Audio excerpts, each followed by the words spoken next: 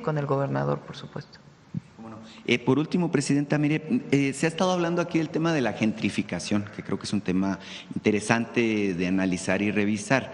Evidentemente que nos hemos debido trasladar a la Ciudad de México por asuntos de trabajo, como es mi caso, pues estamos un tanto preocupados por este rechazo que hay. Se ha tratado de simplificar el tema de la gentrificación, ubicándolo como un tema de ciudadanos norteamericanos y también como un tema de plataformas. Creo que es mucho más amplio el tema, porque obviamente corresponde a un efecto de lo que es la ley de la oferta y la demanda, es decir, a mayor demanda, pues los precios tienden evidentemente a subir.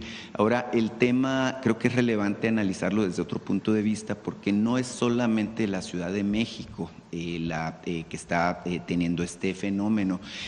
Por ejemplo, yo que vivo en Sonora también, le digo Hermosillo, Álamos, Guaymas, en particular San Carlos, pero quienes conocemos, por ejemplo, Mazatlán, entendemos que también se presenta este fenómeno en Cancún, en Los Cabos, y así fundamentalmente en todos estos destinos que son muy atractivos para los visitantes de Estados Unidos y de otros países. Hay mucho canadiense, también mucho europeo que viene, pero también habemos mexicanos que somos considerados de alguna manera gentrificadores también por el efecto que provocamos en los lugares a los que llegamos a vivir. Al final de cuentas, pues nosotros no podemos oponernos a los precios que nos fijan, por ejemplo, quienes tienen propiedades y las rentan, ¿no? Y creo que sería también un poco, pues no sé cómo calificarlo, que alguien rente su propiedad a un precio menor que el que existe justamente en el mercado. Esto, al final del día, como fenómeno económico, mueve mucho a la reflexión y genera un alto interés en la discusión que es y debe ser nacional. Quisiera yo preguntarle si está en su mente, Presidenta, la posibilidad de establecer justamente una legislación nacional justamente para controlar este tipo de situaciones que tienen que ver con el incremento en los costos de la vida en estas comunidades que, bueno, al final de cuentas son muy atractivas, muy llamativas para los visitantes de negocios, para los visitantes por turismo, para quienes son nómadas digitales o quienes tienen que emigrar justamente a otros centros urbanos por razones de trabajo. ¿Qué es la gentrificación? Habría que primero preguntarnos eso. Son procesos que se han vivido en la Ciudad de México, en otras ciudades y en muchas ciudades del mundo, donde la población original que vive en cierta colonia empieza a verse desplazada por vivienda de otro nivel económico. Entonces, una persona que vive en una vivienda que paga una renta o que tiene ahí su casa de hace mucho tiempo, se generan procesos, a veces promovidos desde el gobierno. No es el caso ni de cuando fui jefa de gobierno, ni de Clara Brugada, obviamente. Se dio mucho, por ejemplo, en el periodo de Mancera en la Ciudad de México, en donde se cambia el uso de suelo. O sea, por ejemplo, en un lugar que había uso de suelo de una vivienda de 3 pisos, se cambia a una vivienda de 20 pisos. Entonces, ¿qué es lo que pasa? Pues que es muy rentable para aquellos desarrolladores inmobiliarios que dicen, bueno, pues en esta casa, en este terreno te lo compro y se hace una vivienda tiene un costo mayor y son muchísimos edificios. Muchísimos pisos en el mismo edificio, perdón.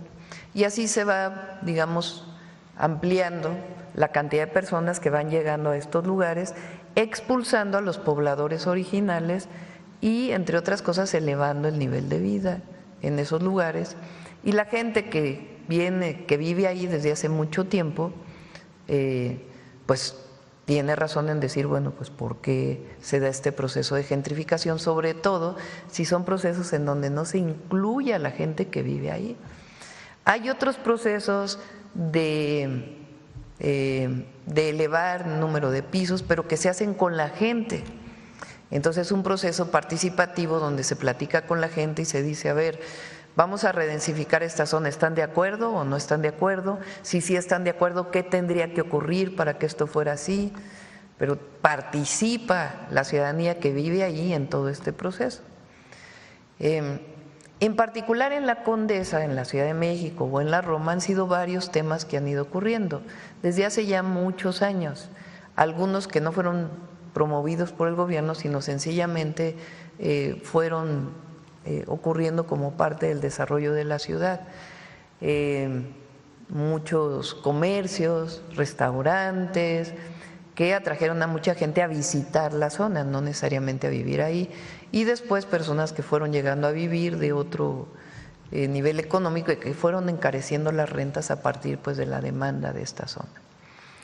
Entonces, obviamente los procesos de gentrificación no deben ocurrir si expulsan a quien está ahí originariamente para irse a vivir a la periferia, pues porque cambia el nivel de vida y divides entre los que tienen recursos económicos y los que no tienen.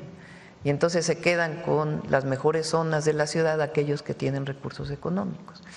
Si se dan procesos de redensificación, pues tienen que hacerse en un proceso participativo, donde quien viva allí pueda participar y pueda decir si está de acuerdo o no está de acuerdo. Ese es un proceso que ocurre en muchas ciudades del mundo. Nueva York, por ejemplo, vivió pues muchos procesos de gentrificación en Manhattan y en otras zonas, y muchas otras ciudades del mundo lo han vivido, muchas ciudades de Estados Unidos, y México, particularmente la Ciudad de México, aunque no solamente. Entonces, ese es un proceso y hay que atenderlo. La otra tiene que ver con gente que viene de otros lugares, o de México o del mundo, a vivir en la zona, que puede ser parte del proceso de gentrificación, pero no necesariamente un proceso de gentrificación está asociado a personas extranjeras que vengan a vivir a México, a esta zona. Eso hay que aclararlo. Entonces, tiene que atenderse de manera integral el que no se encarezca el nivel de vida en la ciudad y particularmente el costo de la renta y de la vivienda. ¿Cómo se hace? A través de distintos mecanismos y también construyendo vivienda social, que es lo que nosotros estamos haciendo. Recuerden que todo el proceso de las nuevas viviendas que estamos haciendo no lo estamos haciendo alejado, no lo estamos haciendo en la periferia como se hizo durante mucho tiempo, sino cerca de los lugares de trabajo. Entonces, hay que atender el fenómeno de la gentrificación. Otro fenómeno distinto es el que se puede desprender a partir de ahí de xenofobia o de discriminación. Entonces, en la manifestación que hubo en la Ciudad de México, por más legítima que sea la demanda de la gente que vive en los lugares, ni se puede aceptar la violencia ni los discursos de odio. Eso no es México.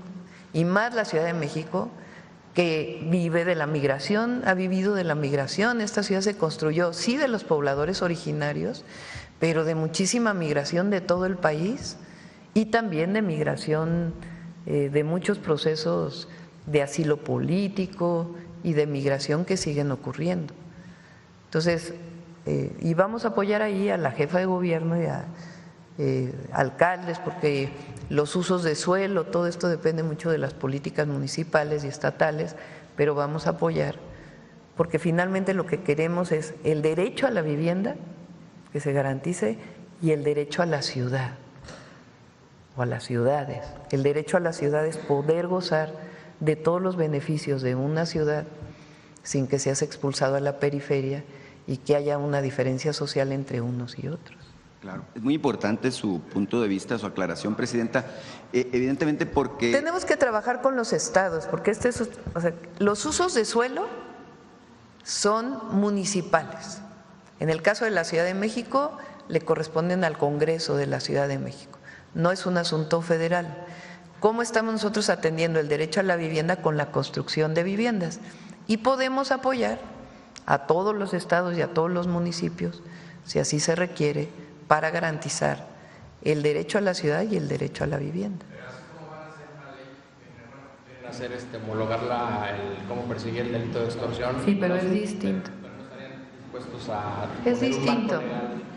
Es distinto porque hay atribuciones que la Constitución establece a los municipios. Entonces, los municipios son autónomos. Entonces, una cosa es perseguir un delito a nivel federal y a nivel estatal, y la otra es invadir las funciones que tiene un municipio. Entonces, más bien ahí se coadyuva, se trabaja coordinadamente para pues garantizar el derecho a la vida, digna de las personas en las zonas urbanas. Bueno, aparte es toda la especulación inmobiliaria y el cártel inmobiliario y las ilegalidades que se han dado, porque una cosa es que se cambie el uso de suelo y puedas construir un edificio de 20 pisos legalmente, y otra cosa es que construyas un edificio de 20 pisos donde se permite uno de dos. Eso es el cártel inmobiliario desarrollado principalmente en la alcaldía Benito Juárez desde que fue alcalde el actual presidente del PAN, para que no haya duda. Es muy importante su apunte, Presidenta, porque se ha exacerbado mucho el debate respecto a este tema. Y qué bueno que se dé el debate, porque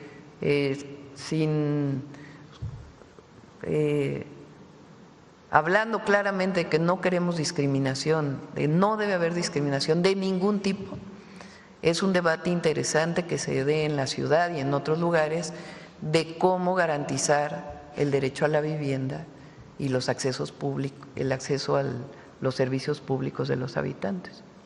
Muchas gracias.